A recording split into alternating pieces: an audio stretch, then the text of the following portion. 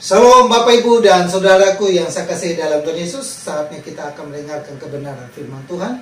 Dan saya berharap Bapak Ibu boleh mengikuti kebenaran firman Tuhan ini sampai selesai, sehingga di dalamnya kita boleh dikuatkan, mengerti tentang bersama-sama bahwa kematian kita di mata Tuhan sangat berharga.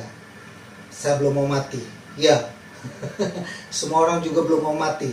Tapi kalau hidup kita di dunia ini adalah sementara, kita sedang berjalan menuju kepada kehidupan yang kekal. Namun dalam perjalanan menuju kehidupan kekal, hidup kita harus tahu bahwa kita berharga di mata Tuhan. Tuhan Yesus memberkati. Salam bagi kita semua. Saya persilakan kepada hambanya bahwa Pendeta Nathan Jurnawan yang melayani kita dengan firman Tuhan hari ini. Tuhan Yesus memberkati kita semua. Bapak Ibu, kita sudah mendengarkan pujian dan penyembahan, lagu-lagu yang menyentuh, dan saya yakin di rumah Anda juga mengikuti lagu ini. Kita akan masuk ke dalam firman Tuhan. Sebelumnya kita akan berdoa, mohon Tuhan Yesus pimpin. Mari kita berdoa. Tuhan dan Juru Selamat kami yang hidup, Tuhan yang mengatasi masalah segala kehidupan manusia, Yesus Kristus. Engkau tahu bahwa kehidupan manusia zaman ini mengalami goncangan. Sudah 6 bulan lebih seluruh dunia mengalami goncangan sejak munculnya COVID-19. Satu virus yang begitu lemah kecil namun begitu menggemparkan dunia. Goncangan itu terjadi karena sudah begitu banyak orang yang tertular oleh virus ini, sudah mencapai puluhan juta orang, dan juga yang meninggal sudah mencapai ratusan ribu orang. Bukan hanya kesehatan dan keselamatan jasmani kami terancam, tapi goncangan ekonomi yang dahsyat juga sedang menanti. Seluruh dunia mengalami resesi karena menerapkan lockdown dan khususnya di Indonesia PSBB, sehingga aktivitas ekonomi tidak bisa dijalankan seperti sedia kala. Kelumpuhan ekonomi terjadi di mana-mana. Banyak perusahaan yang ditutup, banyak perusahaan yang bangkrut, banyak karyawan yang di PHK. Tapi kami percaya apapun yang terjadi, Engkau tidak meninggalkan kami. Saat ini kami akan mendengarkan firman-Mu yang berkaitan dengan kematian. Tuhan pimpin sertai kami di dalam nama Tuhan Yesus Kristus. Amin.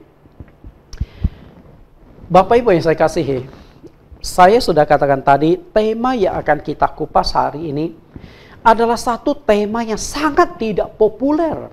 Tema yang tidak suka didengar oleh orang lain, yaitu kematian. Temanya kematian yang berharga di mata Tuhan. Saya katakan tema ini tidak populer karena rata-rata manusia itu tidak suka mendengar tentang masalah kematian. Bukan hanya zaman sekarang, dari zaman dulu pun sama.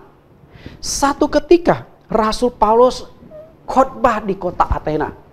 Salah satu khotbah yang dibahas Paulus itu berbicara tentang kematian dan penghakiman. Bagaimana reaksi orang-orang Athena ketika Paulus mulai menyentuh masalah kematian dan penghakiman? Mereka meninggalkan Paulus. Kita coba lihat di Kisah Rasul pasal 17. Kisah Rasul pasal yang ke-17 ayat 33 sampai 34. Kisah Rasul 17, kita lihat ayat yang ke-33. Kisah Rasul pasal 17 ayat 30 sampai 33. Kisah Rasul 17 ayat 30. Dengan tidak memandang lagi zaman kebodohan, maka sekarang Allah memberitahukan kepada manusia bahwa di mana-mana semua mereka harus bertobat. Paulus ajarkan di ayat ini bahwa mereka semua harus bertobat. Kenapa demikian? Karena semua manusia punya dosa. Solusi menyelesaikan dosa di sini adalah supaya mereka bertobat dari kejahatan mereka. Kenapa mesti bertobat? Karena manusia akan mengalami kematian dan penghakiman. Maka di ayat 31 Paulus katakan, karena ia telah menetapkan suatu hari pada waktu mana ia dengan adil akan menghakimi dunia oleh seorang yang telah ditentukannya. Sesudah ia memberikan kepada semua orang suatu bukti tentang hal itu dengan membangkitkan dia dari antara orang mati. Paulus berbicara tentang kematian. Paulus juga berbicara tentang setelah mati bukan habis perkara tapi ada penghakiman. Sebelum kematian itu terjadi, Paulus minta mereka bertobat, bereskan dosa-dosa mereka. Lalu bagaimana reaksi orang-orang Athena ketika Paulus sudah membahas tentang masalah kematian dan penghakiman? Kita lanjutkan ayat yang ke-32. Ketika mereka mendengar tentang kebangkitan orang mati, maka ada yang mengejek dan yang lain berkata, lain kali saja kami mendengar engkau berbicara tentang hal itu. Ayat 33, lalu Paulus pergi meninggalkan mereka. Sebenarnya Paulus itu sedang berkhotbah, menyampaikan kabar gembira. Bagaimana kalian terlepas dari dosa? Dan bagaimana kalian lolos dari penghakiman Tuhan. Dan kalian akan mendapatkan kebangkitan kehidupan yang kekal. Apakah itu menarik bagi mereka? Ternyata tidak. Orang-orang Athena tidak mau mendengar, meninggalkan Paulus. Dan Paulus juga mempunyai harga diri. Karena Tuhan Yesus mengatakan, jangan lempar mutiaramu kepada babi.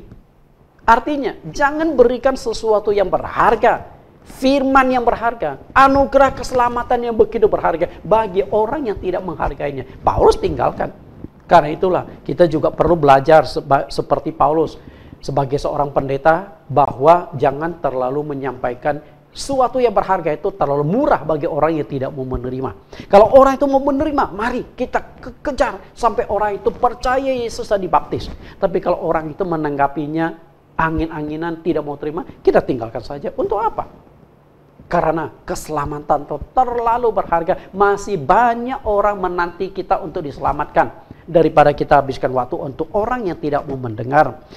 Nah, hari ini topik kematian juga tidak disukai oleh orang. Karena ada 4 alasan. Yang pertama adalah sibuk mengurus bisnis. Apalagi mereka itu adalah pengusaha-pengusaha. Mendengarkan firman yang baik, yang menghibur, yang menguatkan saja, mereka tidak ada waktu. Apalagi mendengarkan firman Tuhan bicara tentang kematian. Dan biasa orang kaya, pengusaha takut mati. Terlalu banyak hartanya. Maka mereka takut menghadapi kematian. Yang kedua adalah dianggap tabu. Banyak orang masih percaya kepada Hong Shui. Kalau sudah bicara kematian, mereka anggap ini tabu. Kita harus hindari, jangan lakukan.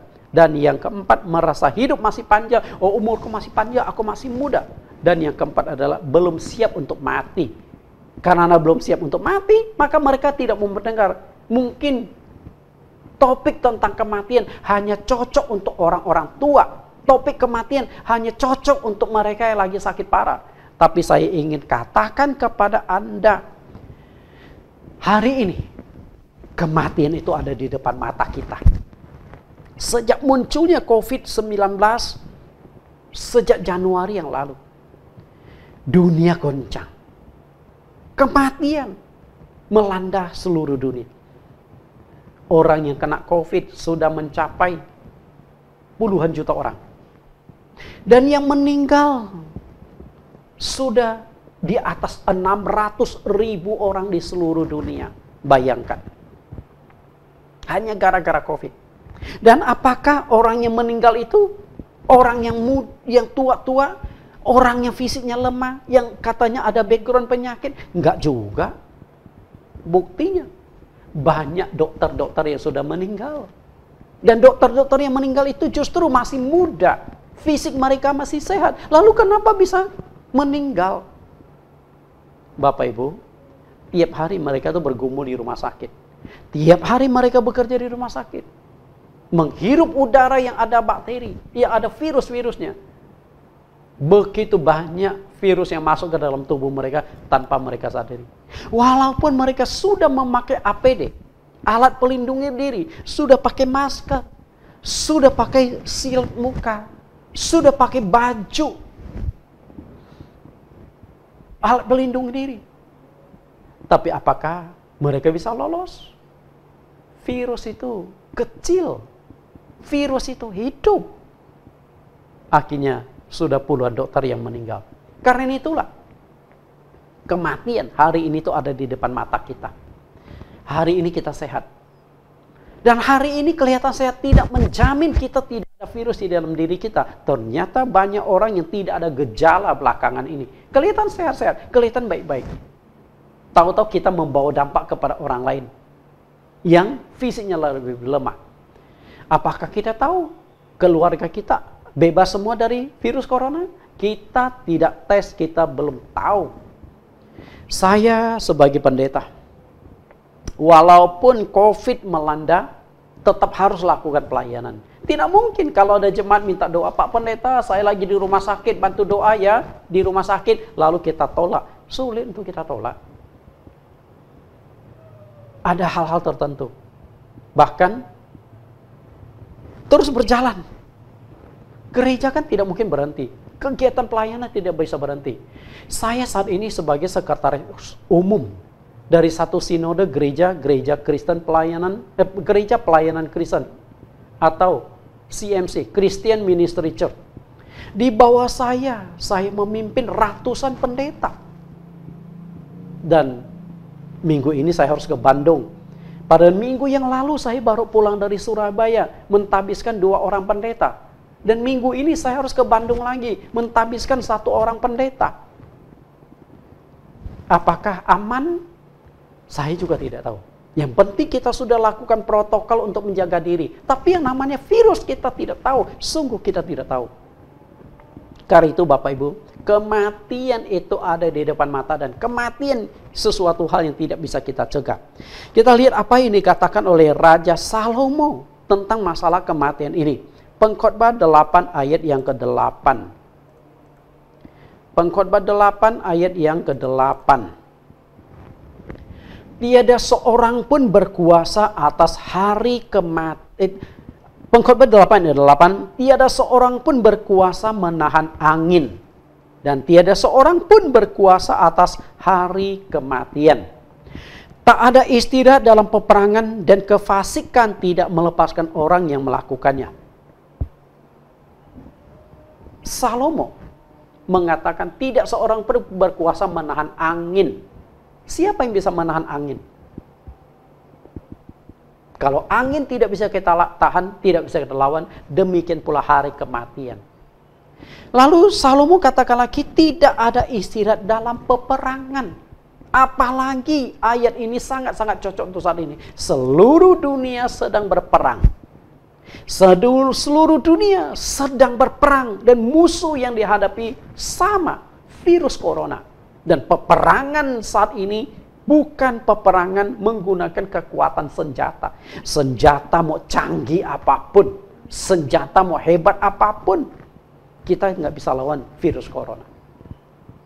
Virus corona hanya bisa dilawan dengan kekebalan tubuh kita. Hanya bisa dilawan suatu saat kalau vaksinnya sudah ditemukan. Dan ingat, bukan berarti virus corona suatu hari akan lenyap dari muka bumi. Tidak. Yang namanya virus tetap akan ada sampai dunia kiamat. Cuman belakangan bocor keluar sehingga penyebaran itu begitu cepat berkembang biak terus. Dulu mungkin virus corona itu berhasil di karantina. Mungkin hanya di laboratorium penelitian. Tapi hari ini virus itu sudah bocor ke masyarakat. Virus ini sudah melanda seluruh dunia. Sehingga kematian itu ada di depan mata kita. Hari ini kita sedang berperang seperti yang dikatakan oleh Salomo. Dan dalam peperangan itu tidak ada istirahat. Ketika engkau mulai lengah, ketika engkau sudah tidak waspada, engkau akan mati karena virus corona. Jadi kematian ada di depan mata kita. Maka menurut saya, zaman-zaman seperti sekarang, Khotbah tentang kematian itu sesuatu yang sangat kita butuhkan. Dan kita tidak tahu kematian itu menimpa kita kapan. Maka di Pengkhotbah pasal 9 ayat yang ke-12, Salomo berkata, manusia tidak mengetahui waktunya. Apakah kita tahu besok, lusa, atau kapan kita akan kena virus corona? Kita tidak tahu. Karena perjalanan untuk menemukan vaksin masih panjang, masih bisa 2-3 tahun yang akan datang. Nah, selama 2-3 tahun ini, apakah kita yakin kita akan bisa lolos? Kita akan bisa lewati tanpa kena virus itu? Kita tidak tahu. Karena penyebaran makin hari makin bertambah. Jangan-jangan orang yang dekat dengan sekeliling kita, mereka juga kena virus corona. Kita tidak tahu. Seperti ikan yang tertangkap dalam jala yang mencelakakan, dan seperti burung yang tertangkap dalam jerat, begitulah anak-anak manusia terjerat pada waktu yang malang kalau hal itu menimpa mereka secara tiba-tiba. Kita tidak tahu kita kena virus corona atau tidak. Bapak Ibu yang saya kasihi, kematian kita tidak bisa tahu. Virus corona yang sudah melanda dunia sejak Januari 2020 ini mengakibatkan jutaan orang kena virus ini. Kematian sudah di atas 600.000. Lalu bagaimana dengan Indonesia? Indonesia pun sama. Kenaikan masih tinggi. Setiap hari mencapai ribuan orang. Bapak Ibu yang saya kasihi, kematian memang sesuatu hal yang pasti terjadi. Kematian tidak bisa dihindari. Kenapa saya katakan kematian tidak bisa dihindari?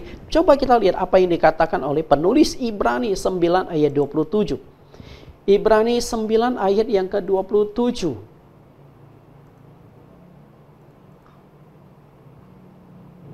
Ayat yang ke-27. Dan sama seperti manusia ditetapkan untuk mati hanya satu kali saja dan sesudah itu dihakimi. Kematian itu ketetapan Tuhan. Kapan ketetapan itu mulai berlaku?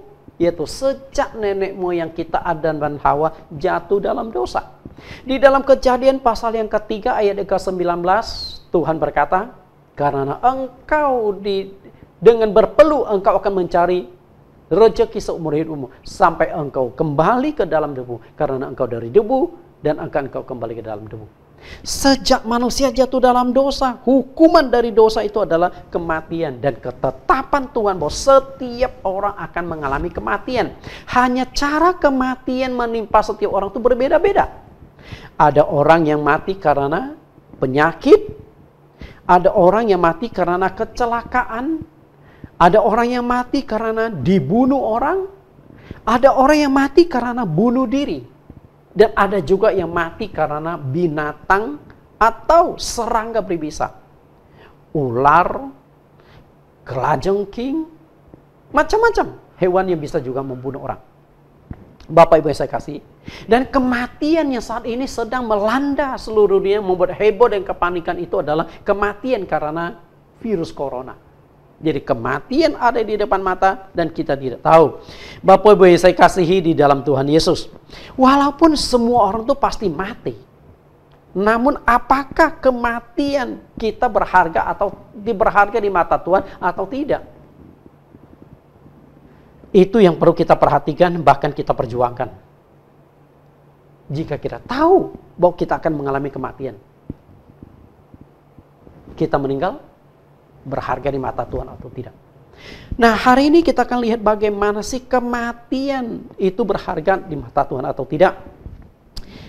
Kematian kadang-kadang berharga atau tidak, mungkin kita bisa lihat dari dua sudut pandang. Sudut pandang manusia dan sudut pandang Tuhan.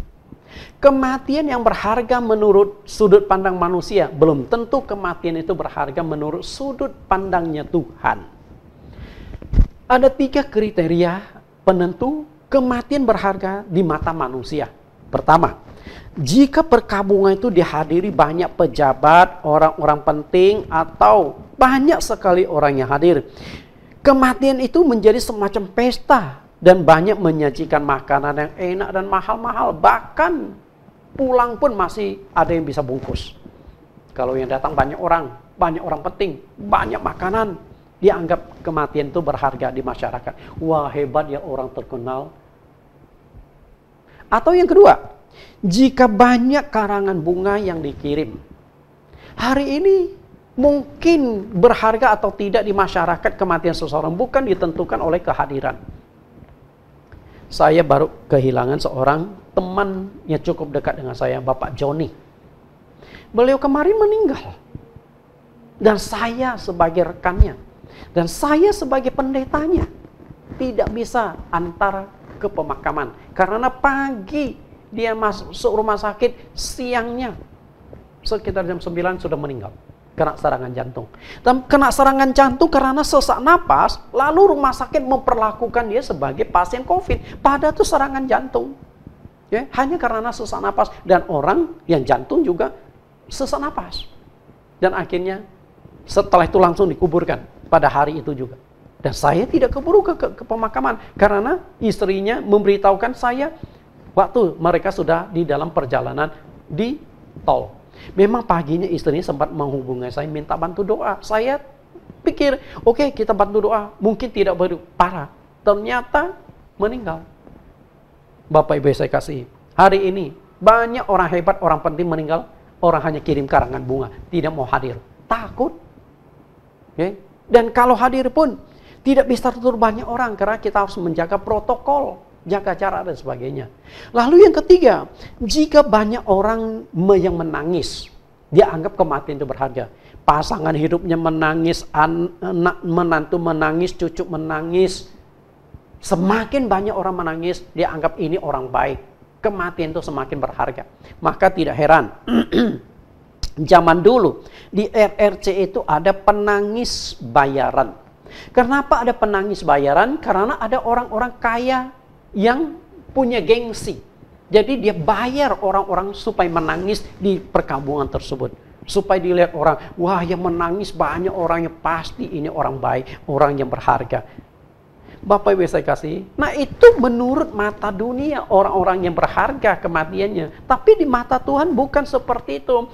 Kematian yang berharga di mata Tuhan bukan seperti yang ditentukan tadi. Kematian yang berharga itu seperti apa? Kita lihat apa yang dikatakan oleh Mazmur Daud. Mazmur 116 ayat 15. Ini kematian berharga. Mazmur 116. Kita lihat ayat yang ke-15. Mazmur 116 ayat 15. Berharga di mata Tuhan kematian semua orang yang dikasihaninya. Berharga di mata Tuhan. Kematian orang yang dikasihi Tuhan. Bapak Ibu yang saya kasih, berarti orang yang dikasihi Tuhanlah yang kematian itu berharga di mata Tuhan. Nah, yang perlu kita renungkan sekarang adalah bagaimana menjadi orang-orang yang berharga di mata Tuhan. Ada dua. Pertama, orang yang hidup menurut firman Tuhan adalah orang yang berharga di mata Tuhan. Dan yang kedua adalah orang yang bisa membalas kasih Tuhan adalah orang yang berharga di mata Tuhan. Kita akan kupas kedua hal ini. Orang yang hidup menurut firman Tuhan adalah orang yang berharga di mata Tuhan. Dan itu Tuhan Yesus katakan dengan sangat jelas di Yohanes pasal 14 ayat yang ke-15. Yohanes 14 ayat yang ke-15. Kalau engkau ingin berharga di mata Tuhan, engkau pegang, lakukan ayat ini. Yohanes 14 ayat yang ke-15. Jikalau kamu mengasihi aku, kamu akan menuruti perintahku. Oke.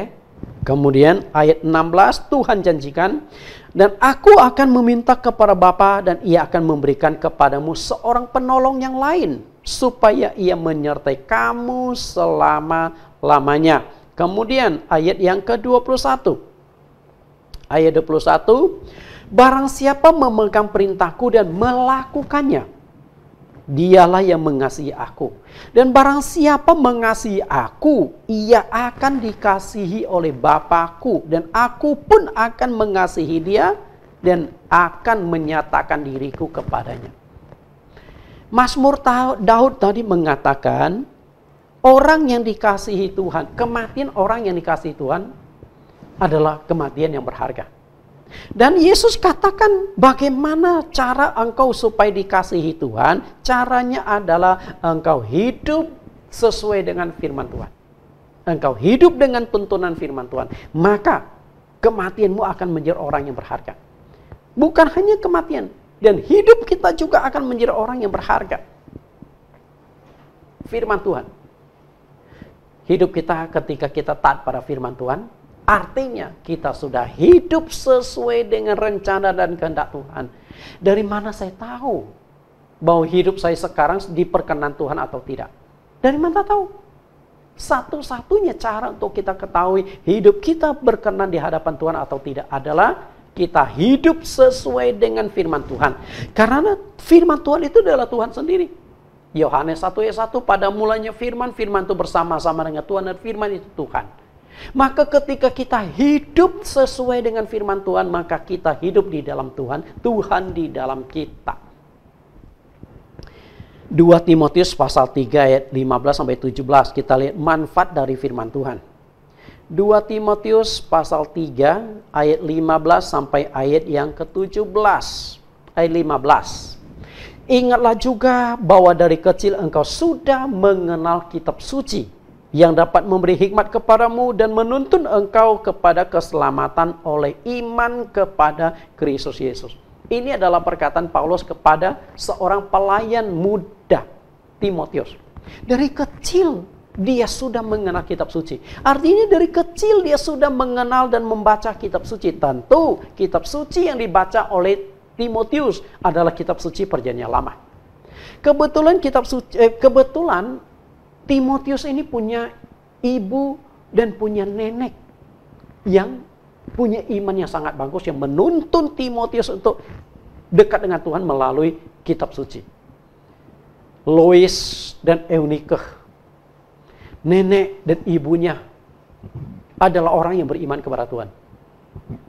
Kedua orang inilah yang menuntun iman Timotius bertumbuh dan melalui tuntunan firman. Maka tidak heran, walaupun Timotius masih muda, tapi dia bisa menjadi rekan kerja Paulus, seorang rasul besar, seorang rasul yang terkenal.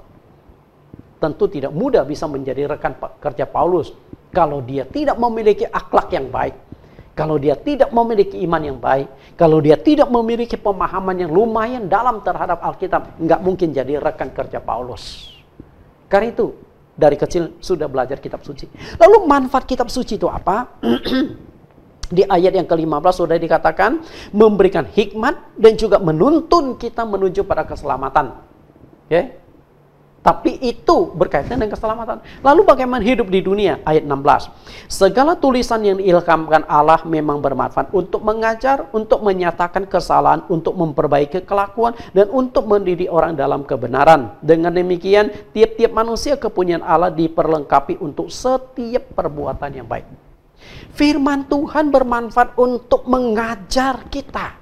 Mengajar bagaimana kita harus hidup. Firman Tuhan menyatakan kesalahan kita. Artinya mana yang boleh dilakukan, mana yang tidak boleh kita lakukan. Karena kalau kita melakukan apa yang tidak boleh dilakukan, kita melanggar firman Tuhan. Hidup kita pasti tidak diperkenan Tuhan. Kemudian memperbaiki kelakuan.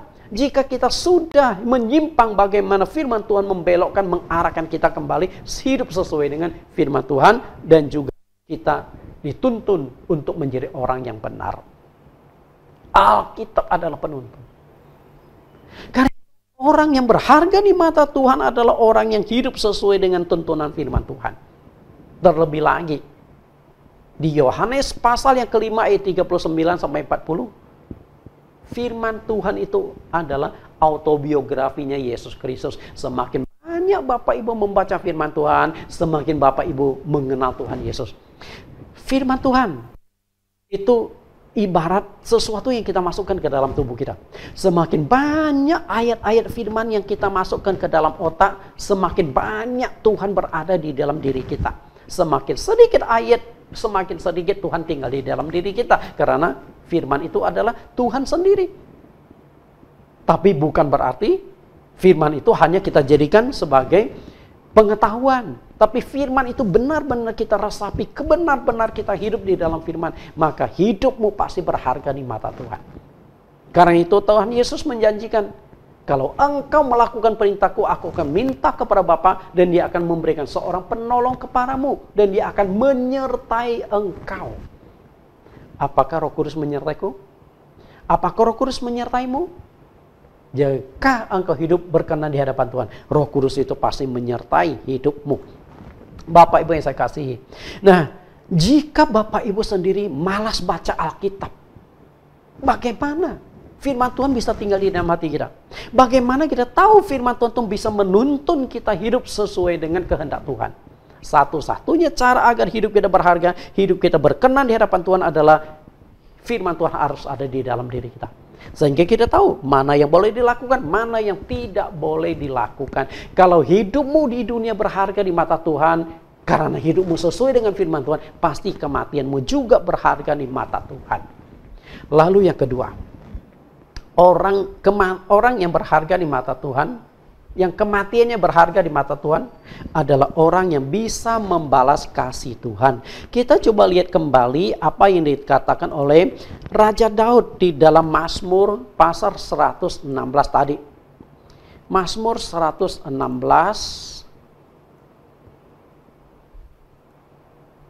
Oke, Mazmur 116. Kita lihat kembali dari ayat 15 ke bawah. Yes, dia 15 ke atas. Kita baca dari ayat yang ke-12 sampai ayat yang ke-15. Di ayat 15 tadi kita sudah baca, oke? Tapi kita akan baca ulang. Mazmur 116 ayat yang ke-13. Ayat yang ke-12. Bagaimana akan kubalas kepada Tuhan segala kebajikannya kepadaku? Bagaimana akan kubalas? Dan siapa yang bisa membalas kebaikan Tuhan? Tidak akan sanggup. Ayat yang ke-13, aku akan mengangkat piala keselamatan dan akan menyerukan nama Tuhan. Akan membayar nasarku kepada Tuhan di depan seluruh umatnya. Ayat 15, berharga di mata Tuhan kematian orang-orang yang dikasihinya. Ternyata, cara kedua agar hidup kita dikasihi Tuhan adalah kita memberitakan Injil. Daud berkata, aku akan mengangkat piala keselamatan. Piala keselamatan untuk menyelamatkan banyak jiwa dan menyerukan nama Tuhan. Menyerukan nama Tuhan untuk memperkenalkan Tuhan. Karena nama itu identitas. Nama itu mewakili seseorang. Ketika kita memperkenalkan nama Tuhan, kita sedang memberitakan Tuhan. Kita sedang memperkenalkan Tuhan. Dan tentu Tuhan yang kita perkenalkan saat ini adalah Tuhan Yesus Kristus. Itu nama di atas segala nama. Nama yang bisa menyelamatkan. Nama yang bisa menembus dosa. Nama yang bisa menaklukkan semuanya. Yang bisa menyembuhkan penyakit. Nama yang bisa membawa kita dekat kepada Allah yang sejati. Bapak Ibu yang saya kasih di dalam Tuhan Yesus. Daud mengungkapkan, satu-satunya membuat hidup kita berharga dan kematian kita berharga adalah kita memberitakan anugerah keselamatan dari Tuhan. Apa tujuan utama kematian Yesus di atas kayu salib? Apakah kematian Yesus di atas kayu salib itu untuk menjadikan kita kaya? Menjadikan kita sembuh dari segala sakit penyakit? Bukan itu tujuan utamanya. Tujuan utama kematian Yesus di atas kayu salib adalah menyelamatkan dosa kita. Kita semua orang berdosa. Jika hari ini Bapak Ibu mendapatkan kesembuhan penyakit, itu bonus. Bukan tujuan utama. Jika hari ini Bapak Ibu diberkati usahanya lancar, usahanya sukses, itu bonus. Bukan tujuan utama.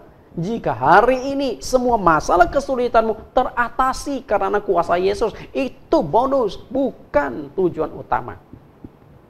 Jangan salah. Tujuan utama percaya Yesus. Tujuan utama Yesus mati di atas kayu salib menyelamatkan kita, menebus dosa-dosa kita. Itu tujuan. Nah, kalau itu menjadi tujuan utama, maka jika kita bisa memberitakan Injil, menyelamatkan satu jiwa untuk Tuhan, betapa senangnya Tuhan. Berarti kematian Tuhan di atas kayu salib tidak sia-sia.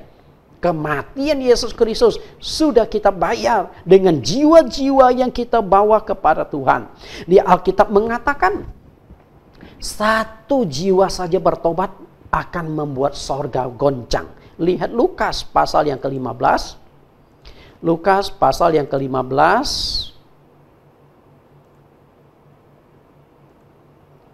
Injil Lukas pasal yang ke-15.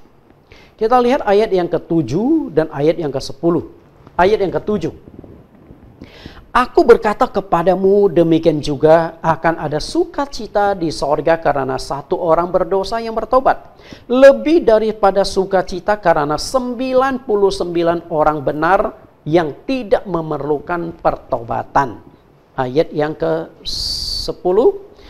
Aku berkata kepadamu, demikian juga akan ada sukacita pada malaikat-malaikat Allah karena satu orang berdosa bertobat. Bayangkan, satu orang berhasil kita injili, satu orang berhasil kita buat bertobat, menerima Yesus dan meminta penebusan dosa dari Tuhan Yesus melalui kematian di atas kayu salib. Di sini dikatakan malaikat di sorga akan bersorak-sorai. Kenapa satu jiwa itu bisa membuat malaikat bersorak-sorai? Karena jiwa itu berharga di mata Tuhan. Di Matius 16 ayat 26, Tuhan Yesus berkata, apa gunanya seseorang memperoleh seluruh dunia tetapi kehilangan nyawanya? Artinya satu jiwa itu nilainya lebih dari seluruh dunia. Engkau berhasil menjadi orang kaya, Tuhan tidak bangga. Okay? Engkau bisa melakukan banyak mujizat-mujizat dahsyat, Tuhan tidak bangga. Tapi Tuhan akan bangga kalau engkau bisa membawa satu jiwa untuk keselamatan dia. Satu jiwa bisa membuat malaikat bersorak-sorai. Satu jiwa bisa membuat goncang sorga. Bagaimana kalau 10 jiwa bisa Anda bawa untuk diselamatkan? Malaikat sudah bersorak-sorai. Bapak Ibu yang saya kasih di dalam Tuhan Yesus. Nah, jika satu jiwa yang berhasil kita buat bertobat, malaikat di sorga bisa sorak-sorai, itu jiwanya berharga loh, oke? Lalu bagaimana dengan orang yang membawa jiwa itu? Apakah tidak berharga? Saya katakan lebih berharga daripada jiwa itu. Karena jiwa ini nggak mungkin bertobat. Kalau bukan karena kita yang memberitakan Injil, betul. Nah, kalau satu jiwa bisa membuat malaikat bersorak-sorai, saya yakin malaikat itu tidak hanya menerima hasil. Pasti malaikat akan mencari siapa yang sudah membuat orang ini bertobat. Siapa yang bisa membuat orang ini percaya kepada Tuhan. Siapa yang sudah membuat orang ini mata rohaninya terbuka menerima Yesus sebagai juru selamatnya. Setelah dicari-cari dan ditemukan, engkaulah yang membawa dia percaya Tuhan. Anda tahu nggak? Engkau menjadi orang yang berharga di mata Tuhan. Engkau menjadi orang yang sudah investasi di sorga, yang kelak suatu saat engkau akan menerima upah di sorga. Sesuatu yang berharga.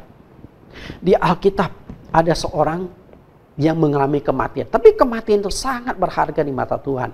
Kita lihat Kisah Rasul pasal yang ke-7. Kisah Rasul pasal yang ke-7, ini kematian yang berharga. Kisah Rasul pasal yang ke-7 dari ayat yang ke-54 sampai 60. Kisah Rasul 7 ayat yang ke-54. Ketika anggota-anggota Mahkamah Agama itu mendengar semuanya itu, sangat tertusuk hati mereka, maka mereka menyambutnya dengan kertakan gigi. Stefanus berkhotbah dan banyak menceritakan tentang sejarah bangsa Israel. Dia cukup hafal Alkitab. Tadi saya sudah katakan, orang yang berharga di mata Tuhan adalah orang yang hidup sesuai dengan firman Tuhan. Bagaimana dia bisa hidup sesuai dengan firman Tuhan kalau di dalam otaknya kosong dengan firman? Dan Stefanus adalah orang yang berharga sekali di mata Tuhan. Dia hafal sekali sejarah bangsa Israel. Maka di Kisah Rasul pasal 6, pasal 7, Stefanus bersaksi, dia menceritakan latar belakang kehidupan sejarah bangsanya. Saya yakin ketika dia berbicara begitu lancar dan tidak buka Alkitab. Karena itu sejarah bangsa dia. Okay? Nah, selesai dia berkhotbah tentang sejarah bangsa dan khotbahnya agak keras, ternyata menyinggung Mahkamah Agama. Sehingga mereka marah. Mereka mulai menyerang Stefanus. Kita lihat ayat 55. Tetapi Stefanus yang penuh dengan Roh Kudus menatap ke langit, lalu melihat kemuliaan Allah dan Yesus berdiri di sebelah kanan Allah. Ketika Stefanus mulai diserbu, dia natap ke langit. Langit itu terbuka. Dan di langit itu dia melihat Yesus Kristus berdiri di sebelah kanan Allah. Jadi ada dua yang dia lihat. Langitnya terbuka. Dari langit yang terbuka itu lalu dia bisa melihat sorga. Yesus ada di sana. Karena sesuai dengan janji Tuhan Yesus, aku pergi ke sana menyediakan tempat bagimu. Dan Stefanus bisa melihat. Dan ketika Stefanus berkata, aku melihat langit terbuka dan melihat Yesus ada di sebelah kanan Allah, saya yakin orang-orang yang ada di sana pun ikut melihat ke atas. Tapi mereka tidak melihat. Kenapa? Karena mereka bukan orang yang dikasihi Tuhan. Ini orang yang dikasihi Tuhan. Yang sorga sudah siap menyambut dia. Ayat yang ke-56.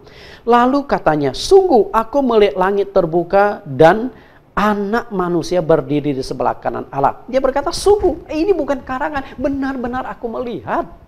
Ayat yang ke-58, 57, maka berteriak-teriaklah mereka dan sambil menutup telinga serentak menyerbu dia.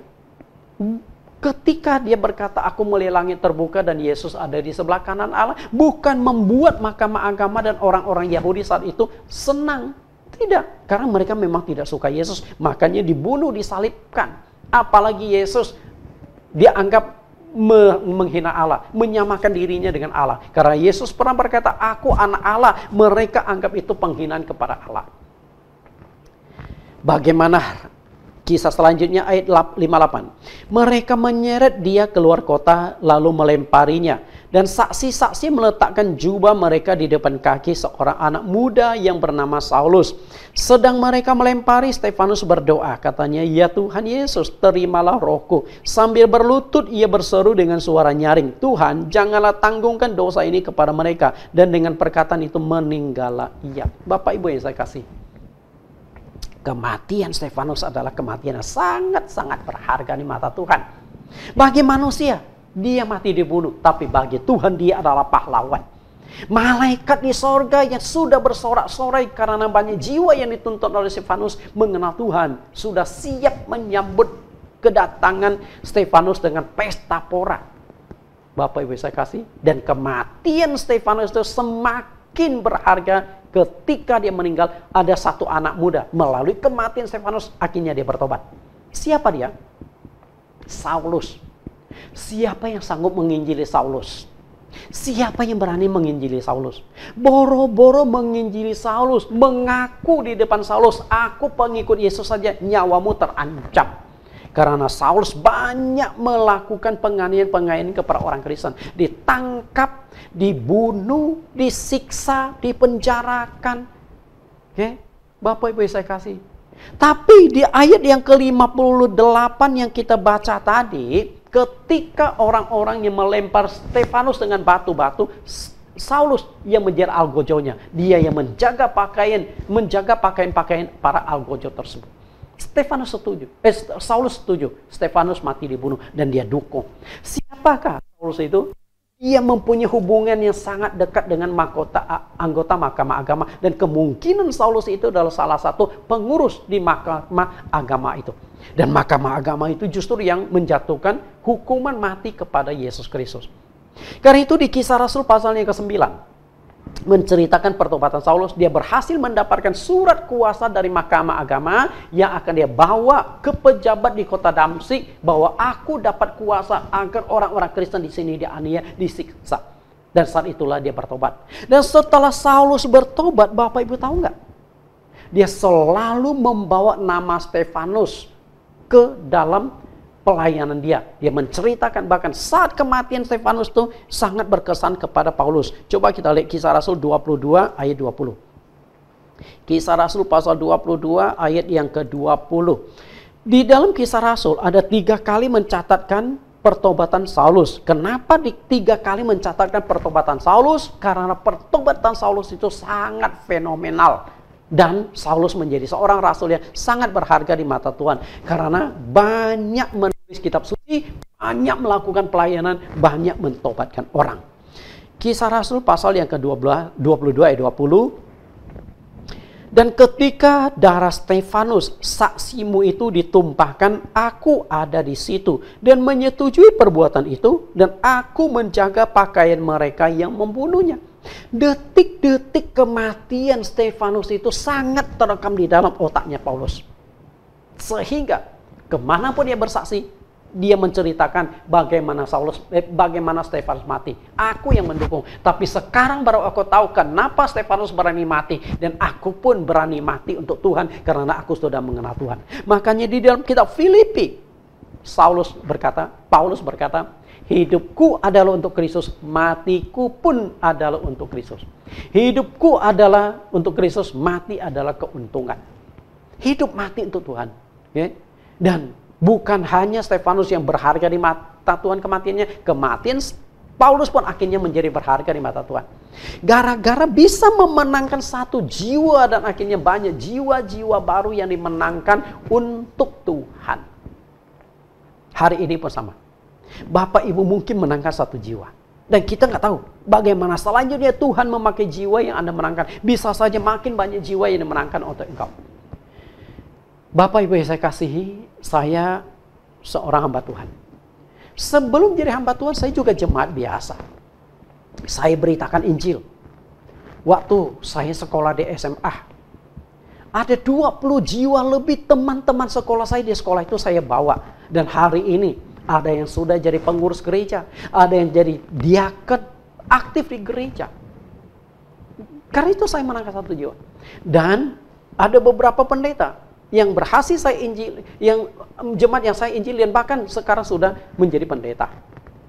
Bapak Ibu, mungkin pelayanan saya tidak seluas mereka, tapi mereka bisa menjangkau lebih luas lagi, berharga di mata Tuhan. Ketika Bapak Ibu bisa memenangkan jiwa, maka Bapak Ibu akan menjadi orang yang berharga di mata Tuhan. Karena itu, hari ini, kematian ada di depan mata kita. Namun jangan kematian yang sia-sia. Kematian di luar kebenaran. Kematian engkau tidak mengenal Tuhan. Kematian tidak kenal Tuhan dan mati karena corona lagi. Itu kematian yang benar-benar menyedihkan. Kita lihat satu ayat terakhir sebagai kesimpulan. Daniel pasal 12 ayat 3 dan 13. Daniel pasal yang ke-12 ayat 3 dan 13. Kitab Daniel pasal yang ke-12, kita lihat ayat 3 dan ayat 13. Ayat 3, dan orang-orang bijaksana akan bercahaya seperti cahaya cakrawala, dan yang telah menuntun banyak orang kepada kebenaran akan seperti bintang-bintang tetap untuk selama-lamanya. Bintang itu adalah sesuatu yang berharga. Menjadi bintang, bintang kelas, bintang film, dianggap sesuatu yang memberikan dampak. Okay? Sesuatu yang berharga. Bayangkan kalau bintang film, dia terkenal sekali main film, artis, sekali dia nyanyi puluhan juta. Semakin terkenal si artis ini, dia semakin mahal bayarannya. Bahkan ada artis sekali mempanggung, bayaran itu ratusan juta rupiah. Artinya orang ini kan menjadi orang berharga. Kenapa? Karena ada potensi. Demikian pula hari ini. Kalau engkau bisa membawa banyak jiwa-jiwa kepada Tuhan, engkau akan menjadi artis-artisnya Tuhan. Engkau menjadi sesuatu yang berharga. Engkau menjadi seseorang yang bisa menyenangkan Tuhan. Dan ketika kita bisa menyenangkan Tuhan, kita pasti dikasihi Tuhan. Dan ketika kita mati, kita pun berharga di mata Tuhan. Daniel adalah seorang nabi, dan melalui jabatan di kerajaan Babel, kerajaan Media Persia, banyak orang yang akhirnya mengenal Allah yang disembah oleh Daniel.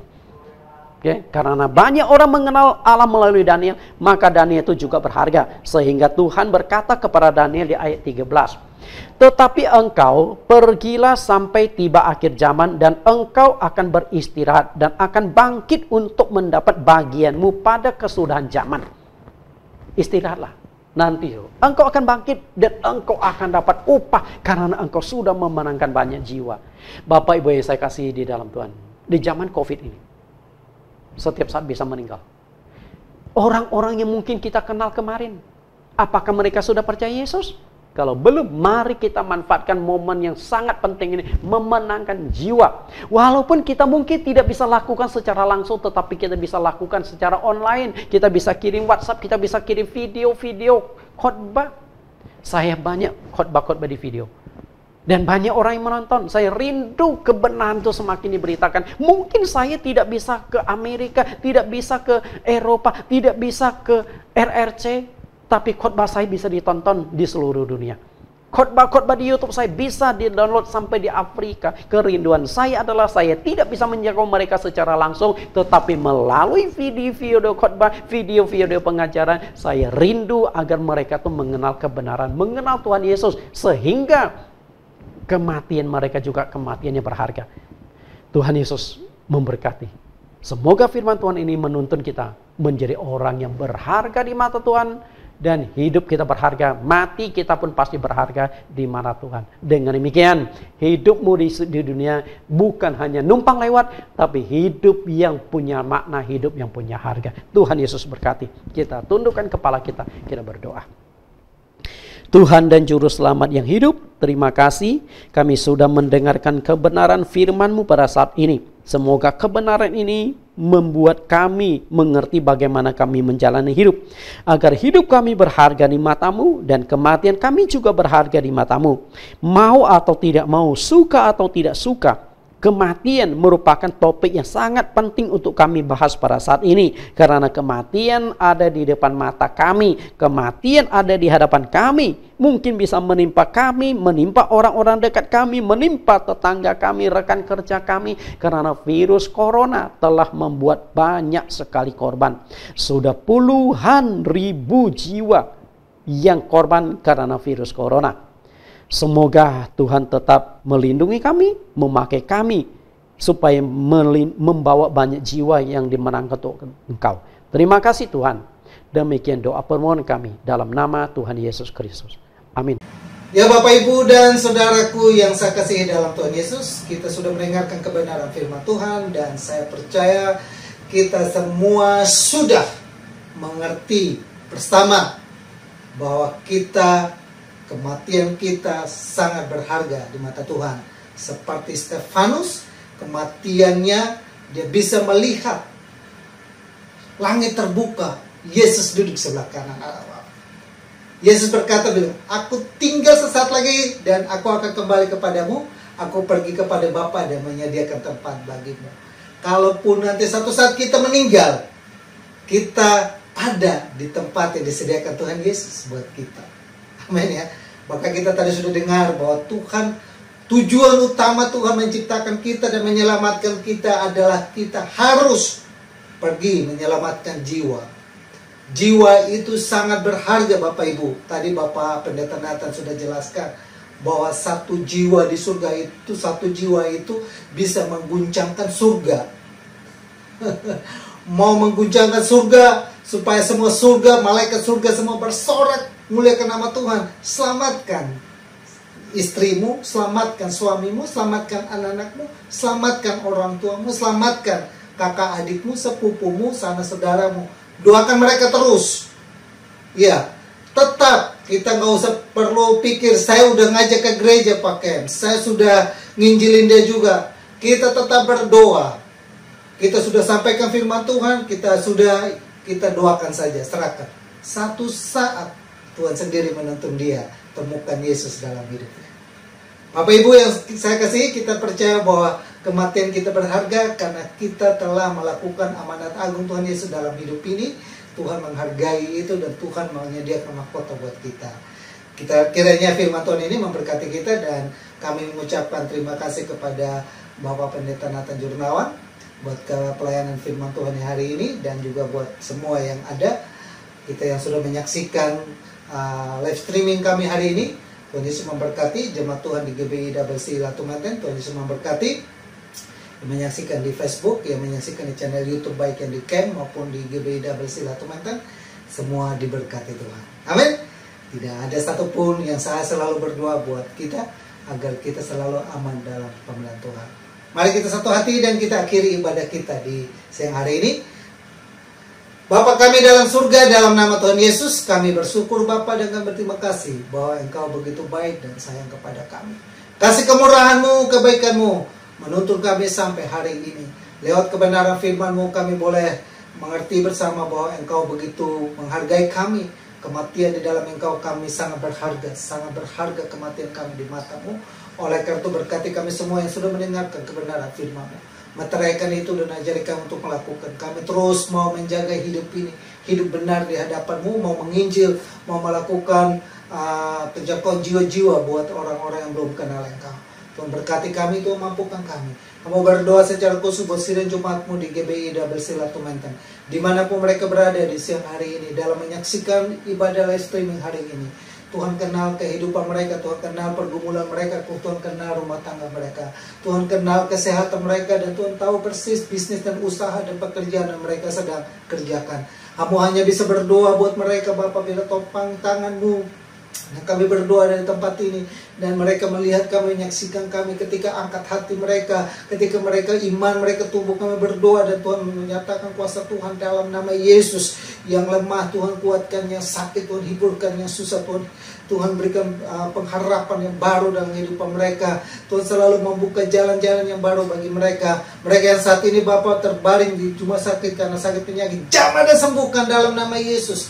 Mereka yang saat ini Bapa yang mungkin ada dalam keadaan di mana memerlukan pertolongan Tuhan karena usaha, pekerjaan dan bisnis mereka mengalami lesu, kami berdoa Tuhan, Engkau punya cara yang dasar dan ajaib untuk memperhatikan dan memegari dan menolong, memberkati anak-anak-Mu. Tutup bungkus Bapa kami semua, baik hamba-Mu dan semua kami menyaksikan ini dan seluruh sidang Jumat-Mu yang ada di GBI Double Selatu Menteng. Tutup bungkus mereka selalu dengan kuasa darah-Mu. Darah Yesus meliputi mereka, menaungi mereka, membentengi mereka semua, sehingga kami selalu aman dalam pemeliharaan Bapa. Terima kasih banyak Bapa yang baik, berkati kami semua yang telah mengulurkan tangan untuk memberkati kami, baik melalui persembahan perpuluhan maupun melalui persembahan yang ada. Setiap tangan yang terulur memberi, hamba berdoa Tuhan Engkau memberkatinya dalam nama Yesus. Setiap takaran yang mereka pakai untuk memberkati pekerjaan-Mu, Tuhan memperhitungkan itu di mata-Mu. Bahkan Engkau berkata bahwa segelas air putih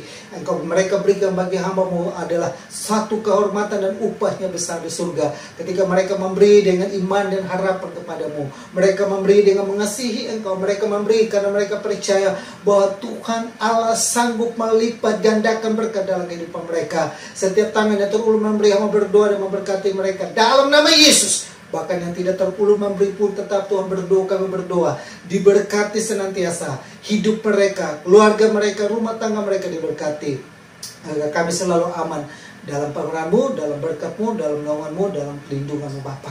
Berkati bangsa kami Indonesia, berkati pemerintahan pusat sampai kepada RT RW yang ada. Setiap program rencana kerja yang ada, Tuhan turut campur tangan yang ada. Baik pemerintahan pusat, Bapak Presiden Jokowi, sampai kepada para staf menteri yang ada, sampai kepada keamanan politik, dan juga kami serahkan semuanya ke dalam tangan Tuhan. Biarlah Tuhan turut campur tangan dan menyatakan kuasa Tuhan, menyatakan mujizat Tuhan buat bangsa ini. Bangsa Indonesia ada dalam pemerintahan-Mu, bangsa Indonesia ada dalam kendali-Mu, ada dalam hati-Mu, dalam pikiran-Mu dan rencana-Mu. Anugerah Tuhan dan berkat Tuhan dalam bangsa ini. Kami boleh syukur dan berterima kasih. 75 tahun kami boleh merdeka. Tuhan menyatakan kuasa Tuhan, penyertaan Tuhan luar biasa. Negara kami sudah berada di 75 tahun yang sudah merdeka ini. Kami berdoa dan biarlah Tuhan tolong Bapa agar bangsa ini selalu aman dalam penuh dan penyertaan-Mu. Berkati setiap usaha yang dilakukan oleh pemerintah yang ada, semua dapat berjalan dengan baik. Kami juga tidak lupa berdoa buat bangsa pilihan-Mu, bangsa Israel. Kami tetap menyerahkan bangsa ini karena kami tahu oleh mereka kami dapat bagian keselamatan. Kami berdoa dan memberkati Israel. Salam bagi Israel, damai sejahtera bagi Israel, diberkati selalu Bapak. Terima kasih banyak Bapak yang baik. Kalau demikian saudaraku yang dikasihi dalam Tuhan Yesus, arahkanlah imanmu kepada Tuhan, dan mari kita kembali melakukan segala aktivitas yang ada dengan membawa berkat damai sejahtera dari Allah Bapa, kasih sayang daripada Yesus Kristus, persekutuan dan penghiburan dari Roh Kudus, biarlah tetap tinggal menyertai kita mulai saat ini sampai Maranatha, Tuhan Yesus datang kali yang kedua. Kami terima seluruh berkat Tuhan dan kami akhiri ibadah live streaming kami hari ini dalam nama Bapa, Putra dan Roh Kudus, dalam nama Tuhan Yesus yang diberkati. Sama-sama kita katakan amin. Tuhan Yesus memberkati. Sampai jumpa di ibadah live streaming kita di minggu depan. Shalom.